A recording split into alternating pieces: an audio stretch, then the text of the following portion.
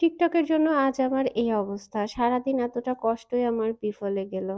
আজকে হচ্ছে ছোট বোনকে অনেক সুন্দর করে রেডি করে সাজগোজ করিয়ে দিলাম। ওর হচ্ছে একটা প্রোগ্রাম ছিল, সেখানে গেল। তারপরে হচ্ছে রান্না-বান্না টুকটাক মজার, মজার রান্না করলাম। সেগুলো আপনাদের সাথে আজকে শেয়ার করব। আর আবরার মশাইরা রেগে বাসা থেকে একা একাই চলে যাচ্ছিল। ঠিক আছে? কোনোমতে তাকে আটকালাম। আসসালামু আলাইকুম এভরিওয়ান। আমি তামান্না নাসির বলছি সিলেট থেকে। সবাইকে পবিত্র রমজান মাসের অনেক শুভেচ্ছা রইলো। আমি এই ভিডিওটি আপলোড করতে করতে হয়তোবা রমজান মাস চলে আসবে, তাই বলে ফেললাম আর কি। আর দুপুরবেলা বলা যাবে না, 11টা থেকে হচ্ছে আমার ছোট বোনকে একটু হালকা পাতলা রেডি করে দিলাম। ও এমনিতেও বেশি সাজগোজ আসলে পছন্দ করে না, সো সিম্পল থাকতেই বেশি পছন্দ করে। তো তারপরেও ওর হচ্ছে গিয়ে যেহেতু একটা প্রোগ্রাম সেখানে যাবে, তো বলল যে আপু শাড়ি পরবো, সবাই শাড়ি পরবে। তো আমি বললাম ঠিক আছে, কোনটা পরবি পর। তো ওর পছন্দ মতো একটা শাড়ি নিল। তো সেইভাবে একদম সিম্পল ভাবে রেডি করে দিলাম। তো বললাম যে আইল্যাশ পরবি কিনা, তো ও রাজি হলো। পরে আবার বললো না, আইল্যাশ খুলে ফেলো, আমার আইল্যাশ ভাল লাগতেছে না। তো পরে আইল্যাশ খুলে ফেললাম, আর এই তো রেডি করে ফেলেছি। এখন হালকা পাতলা একটু জুয়েলারিও পরিয়ে দিচ্ছি। আর ওর মধ্যে এখন আমি আমার ছোটবেলার বা হচ্ছে স্কুল লাইফের, কলেজ লাইফের সময়গুলো দেখি। যখন একটা প্রোগ্রাম হতো আমি ঠিক সেম ভাবে আম্মুর কাছে বলতাম, আম্মু এই শাড়িটা দাও, পরবো, সাজায় দাও। তো আম্মু রেডি করে দিত, ওইভাবে রেডি হতাম। আর ওর আবদারটা হচ্ছে আমার কাছে। তো যাই হোক, ওকে রেডি করে দিলাম ওর মতো করে। আমি বললাম চুল ছাড়া রাখবি কিনা, তো বলল যে না, বেশিক্ষণ যেহেতু থাকবে সারাদিন চুল ছেড়ে ও থাকতে পারে না, আমার মতো একই অবস্থা। তো এরপরে শাড়ি পরিয়ে দিলাম, ওই সিলেক্ট করলো যে ওই শাড়িটা পরবে। আর শাড়ি পরে বেশ সুন্দর লাগছিল ওকে। আর আবারও বলে দিচ্ছি, এই ব্লগটা হচ্ছে রমজানের আগে। অনেকে ভাবেন যে রমজান মাসে আবার কিসের প্রোগ্রাম, তো সেই জন্য আগে থেকেই বলে দিলাম। তুমি তুমি যাবা? তুমি জুতো পরে যাবা? তুমি বসো, আমি গাড়ি ওই যে নাইনের ব্যাগ ম্যাচিং হয়ে গেছে।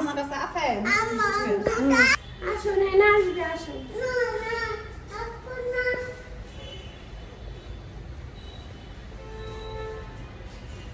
চলে যাবা?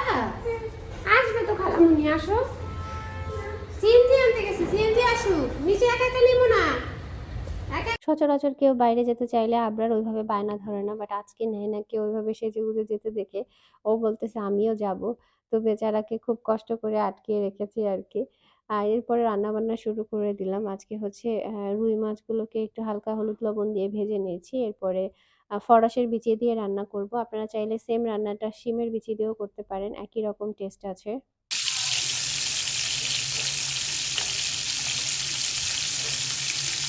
আর যেহেতু মাছগুলো একটু মাখা মাখা ঝোল দিয়ে রান্না করব, তাই খুব বেশি কড়া করে আমি ভাজতেছি না, মিডিয়াম করেই মাছটা ভেজে নিচ্ছি।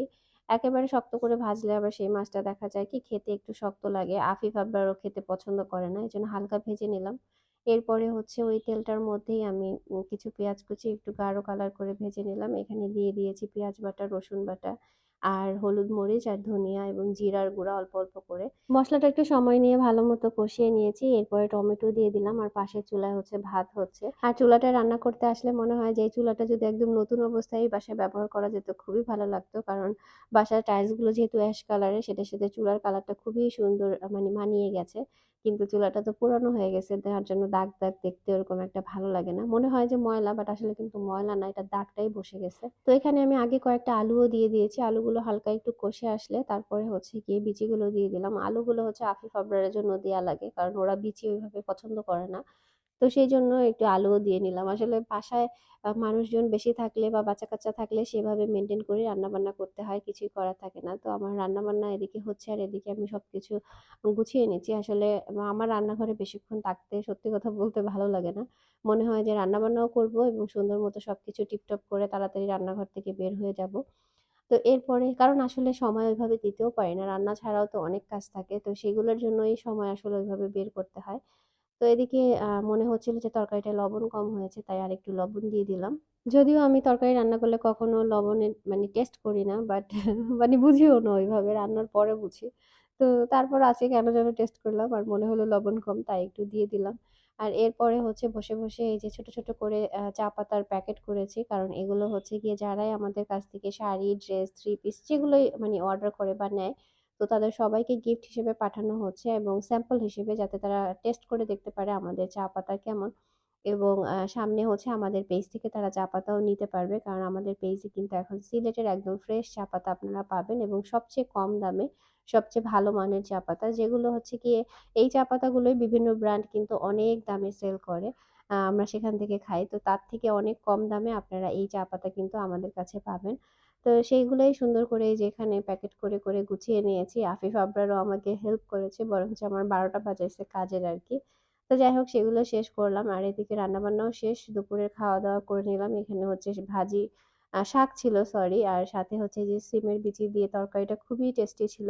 খাওয়া-দাওয়ার পরে মোবাইল হাতে নিয়েই মাথায় আসলে ভূত চাপলো। দেখলাম যে টিকটকে একটা মানে চুলের হ্যাক দেখাচ্ছে যে এইভাবে টাওয়াল দিয়ে চুল পেঁচিয়ে রাখলে এটা নাকি খুব সুন্দরভাবে কার্ল হয়ে যায়। যদিও আমি এরকম হ্যাক-ট্যাক কখনো ট্রাই করি না। কিন্তু আজকে মনে হলো যে একটু করে দেখি। আর আমার হচ্ছে গিয়ে সন্ধ্যায় যেহেতু লাইভের জন্য যেতেই হবে তো আমি করে রাখি। তো দুপুরে খাওয়া-দাওয়ার পরেই এটা করে রেখেছিলাম। কিন্তু এটার ফলাফল কি হয় সেটা আপনাদের দেখাবো। ১ম এ ভেবেছিলাম দেখাবো কিনা, পরে আবার ভাবি দেখাই। মানে আমার নিজেরই হাসি পাচ্ছিল। আর চুল দেখে মনে হচ্ছিল আমি নতুন করে স্টাইলে চুল বেঁধেছি। আর আজকে লাইভের জন্য সুন্দর এই শাড়িটা পরবো। খুবই সুন্দর একটা শাড়ি। চমৎকার সুন্দর একটা ম্যাটেরিয়ালের মধ্যে এই শাড়িটা আছে। আর শাড়ির এই কাজগুলো কিন্তু একদম রিয়েল কাজ। মানে মনে হচ্ছে যে হাতে আঁকা, কিন্তু হাতে আঁকা না। জরি সুতা আর হচ্ছে রেড কালারের সুতা দিয়ে কাজ করা। তো সেটাই আমি আপনাদেরকে একটু বুঝিয়ে দিচ্ছিলাম আরকি। আর শাড়ির সাথে রানিং হচ্ছে গিয়ে ব্লাউজ পিস থাকবে। ব্লাউজের হাতায়ও কাজ হবে। আর শাড়ির প্রাইস একদমই অফার প্রাইসে। মানে এটা রমজানের হচ্ছে গিয়ে আগে একদম লাস্ট লাইভ ছিল, তাই একদম ধামাকাদার অফার প্রাইসে হচ্ছে এই শাড়িটা আমি দিয়েছিলাম। তো যারা আপনারা অফার প্রাইসে শাড়িটা নিতে চান তারা দ্রুত স্ক্রিনশট দিয়ে কিন্তু আমাদের হোয়াটসঅ্যাপ নাম্বারে নক করতে পারেন। এই শাড়িটার আরো বেশ কয়েকটা কালার আছে এবং ডিজাইনও আছে। তো সেগুলো আপনাদের পছন্দ মতো যেটা ভাল লাগে নিয়ে নিতে পারেন। তো এরপরে ফাইনালি আমি রেডি হওয়ার পরে ভাবলাম এবার চুলটা খুলে দেখি আসলে কি অবস্থা। ভাবছিলাম যে শাড়ির সাথে একটু চুলটা কার্ল হলে হয়তো ভালোই লাগবে। আর সারাক্ষণ এটা মাথায় এরকম তুলে রাখতেও মানে খারাপ লাগতেছিল, কারণ বেশ ভারীও ছিল। তো খোলার পরে দেখলাম যে না, ভালোই হালকা পাতলা কার্ল আছে। বাট এটা সোজা করার পরে দেখলাম যে না, কার্লগুলো একদম উধাও। সেরকম আসলে আহামরি কিছুই হয়নি। ঠিক আছে? আমি ভাবলাম যে একটু সেট করি, তারপর আপনাদের সাথে দেখাই যে আসলে কিছু হয়েছে কিনা। তো আগার দিকে কোনমতে একটু বাঁকা হয়ে আছে। আর সেগুলো দেখে আমার নিজেরই হাসি পাচ্ছিল যে আসলে এত কষ্ট করে এটা কি হলো? কিছুই তো হলো না। ঠিক আছে? আর এটা থেকে আসলে 100% বোঝা যায় যে সোশ্যাল মিডিয়ায় আমরা যা দেখি সবকিছু কিন্তু 100% সত্যি হয় না। কারণ মানুষ দেখায় একটা হয়তোবা এডিটেড করে পরবর্তীতে করে দেয় আরেকটা। তো সেই জন্যই রিয়েল জিনিসটা খুঁজে পাওয়া টাফ। তো যাই হোক আজকে খুব সুন্দর একটা ডিফারেন্ট আই লুক করেছি। তাই ভাবলাম আপনাদের সাথে একটু শেয়ার করি। তো লুকটা জন্য চেহারাটা একটু চেঞ্জ লাগছিল। বাট সবকিছু মিলিয়ে খারাপ লাগছিল না, ভালোই লাগছিল। আর শাড়ি এবং সাজ সব মিলিয়ে কেমন লাগছিল আপনারাও কিন্তু কমেন্ট করে জানাতে ভুলবেন না। আর অনেকেই বলেছেন আপু রমজান আসার আগে আপনার প্রিপারেশন নিয়ে ভিডিও দেন। আসলে আমার বরাবরই আমি বলি যে আমি আগেভাগে ওরকম কোনো প্রিপারেশন নেই না। হয়তো হালকা পাতলা টুকটাক কিছু জিনিস রেডি করি, বাট এবার ব্যস্ততার কারণে সেটাও করিনি। রমজানের আগের দিন ইনশাল্লাহ করে ফেলবো। অথবা রমজান যেদিন ১ম রমজান থাকবে ওইদিন করব। সেদিনই আপনাদের সাথে না হয় শেয়ার করব। আপনারা একদিন পরে ভিডিও পেয়ে যাবেন। চেষ্টা করব আমি ভিডিওটা একদম মানে তাড়াতাড়ি দিয়ে দিতে, তাহলে আপনারাও দেখে ফেলতে পারবেন। আর আশা করি আপনাদের প্রিপারেশন হয়তো আমার থেকে আরো অনেক ভালো। আর এদিকে দেখি আমি শাড়ির কি বলে ট্যাগটাই খুলিনি, পরে আবার ট্যাগটা খুলে নিলাম। এখন আবার দেখবেন আবরার কত সুন্দর মিষ্টি মুখে তার আম্মুকে বিদায় দিচ্ছে। শুধু একটা তার ছোট্ট বায়না আছে। কি আনবো বাবা? সুন্দর করে বলো। তত্ত্বে আনবো? কয়টা? দুটা। তোমার জন্য একটা আর আখিকের একটা। আখিক না আফিফ? ভাইয়া তো। দৌড়াইলে নেংটুটা বের হয়ে যাবে। তুমি তো নেংটু বাচ্চা থাকো সবসময়। তো আমি বাসা থেকে বের হয়ে গেলাম। আর আসলে রিক্সার জন্য এত বেশি অপেক্ষা করতে হয়, মানে রাস্তা যতটুক তার থেকে ২ গুণ ৩ গুণ সময় বেশি হচ্ছে রিক্সার জন্য অপেক্ষা করতে হয়। বাট তারপরও আজকে আগেভাগেই চলে গিয়েছিলাম। আর যেহেতু রমজান মাস চলে আসতেছে আর ঈদকে ঘিরে তো দেখা যায় যে মার্কেট কর্তৃপক্ষ বা যে এরিয়ায় মার্কেট থাকে সেখানে একদম রমরমা সাজগোজ শুরু হয়ে যায়। তো সেরকমই দেখছিলাম, রাস্তাগুলো দেখেই ঈদ একটা ভাব চলে আসছে, ভালো লাগছিল দেখে। তো এরপরে চলে আসলাম আর আমি আমার লাইভটাও করে নিলাম। আর এই যে ব্ল্যাক শাড়িটা দেখাচ্ছি এটা টোটালি ডিফারেন্ট একটা শাড়ি। এই শাড়িটাও খুবই সুন্দর ছিল। লাইভ শেষে বের হয়ে দেখলাম যে সুন্দর করে এখানে গেটে লিখে রেখেছে রমাদান করিম, দেখে ভালো লাগলো।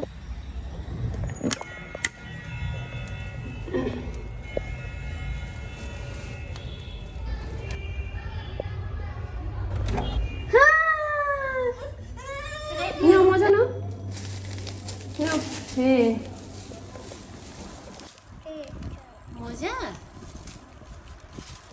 তো তোমার একটা ভাই আছে, ঠিক আছে? নাম করে দিলাম।